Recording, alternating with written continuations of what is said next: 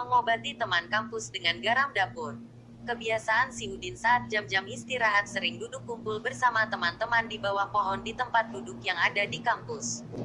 Pada hari itu ada teman mahasiswi yang menyapa dengan muka ditutup tak seperti biasanya, orangnya ceria dan suka bercanda. Tapi kali ini dia seperti malu menampakkan wajahnya. Si Udin pun jadi heran dan bertanya, "Side, ada apa menutup muka seperti orang malu dilihat?"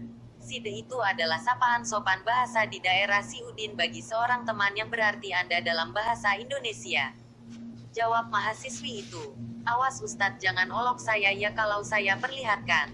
Si Udin menjawab, "Ya, insya Allah, saya tak mengolok Side." 3 kali diulangi pertanyaannya, maka baru kemudian mukanya yang ditutup dengan sapu tangan dibuka. Ternyata mukanya penuh dengan benjolan jerawat, pantas dia merasa malu memperlihatkan mukanya. Si Udin pun mengatakan, "Nanti selesai kuliah ikuti saya ke kos, saya kasih obat." Mahasiswi ini mungkin mengira si Udin bercanda karena si Udin memang dikenal suka membuat humor. Dia pun berkata, "Serius Ustadz?" Si Udin pun menjawab, "Ya serius." Dia pun berkata, "Baik, saya tunggu Ustadz di sini saja karena mata kuliah saya hari ini sudah selesai." Selesai perkuliahan, si Udin pun pulang bersama temannya mahasiswi dan tak banyak percakapan sama Pi tiba di kos si Udin. Lalu si Udin menyuruh mahasiswi masuk ke kamar menunggu si Udin. Tapi memang mahasiswi agama pemalu, dia cuma duduk di dekat pintu tak mau masuk, katanya malu dan tak enak sama tetangga di sekitar kos. Maklum kos si Udin terletak di komplek rumah keluarga besar yang punya kos. Cuma tempat si Udin yang disewakan karena pemilik rumah lagi merantau.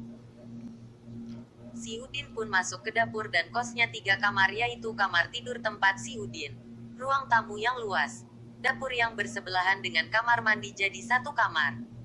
Melihat si Udin masuk ke dapur dikira mau mengambil makanan atau minuman, maka mahasiswi ini pun bertanya mungkin maksudnya jangan membuatkan dia minuman karena dia ingin cepat pulang.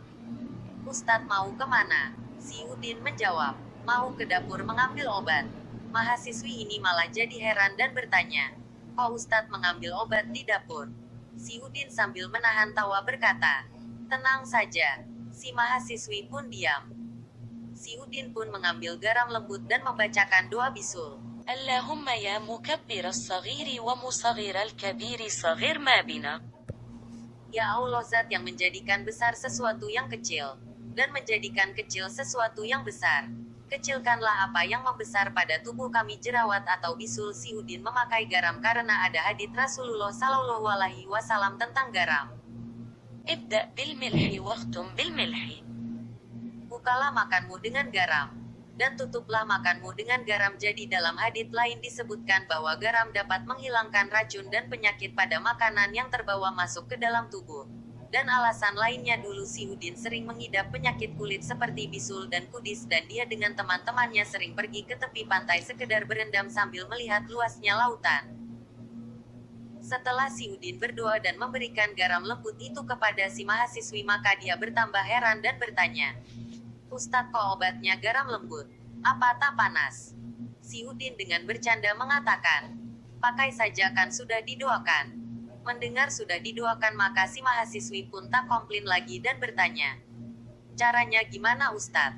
Si Udin menjelaskan, "Setiap selesai berwudhu olesi bintik-bintik itu dengan sedikit garam. Jangan banyak-banyak. Sebelum tidur wudhu juga dan olesi sedikit." Setelah itu si mahasiswi pun pamit pulang ke kosnya. 3 hari setelah itu si mahasiswi pun berkata, "Alhamdulillah, mujarab Ustadz sampai bekasnya pun hilang." "Ustadz, besok apa boleh saya ke kos Ustadz lagi? Kebetulan besok hari libur, Ustadz kan tidak kemana-mana." Si Udin pun menjawab, "Insya Allah." Keesokan harinya si mahasiswi datang ke kos si Udin bersama temannya, sama-sama satu kos dengan membawa bungkusan. Si Udin pun bertanya, "Apa ini?" Mahasiswi itu pun menjawab, "Ini saya mintakan hadiah ke Bapak kesukaan Ustadz. Saya bilang ke Bapak bahwa saya mau mengucapkan terima kasih kepada Ustadz yang telah mengobati benjol-benjol di muka saya. Maka Bapak pun memberikan ini untuk Ustadz." Si Udin kemudian bertanya, "Memangnya kemarin si benjol-benjol di muka sebab apa?" Si mahasiswi pun bercerita, bahwa minggu kemarin saya pulang ke kampung untuk mengambil bekal selama di kos. Saat itu lagi udara sangat panas di siang hari dan bertiup angin kencang dari arah depan membuat muka saya terkena debu yang berasal dari kandang babi milik tetangga non-muslim. Setelah saya mencuci muka tiba-tiba kulit muka saya terasa gatal-gatal dan lama-lama tumbuh benjol-benjol kecil.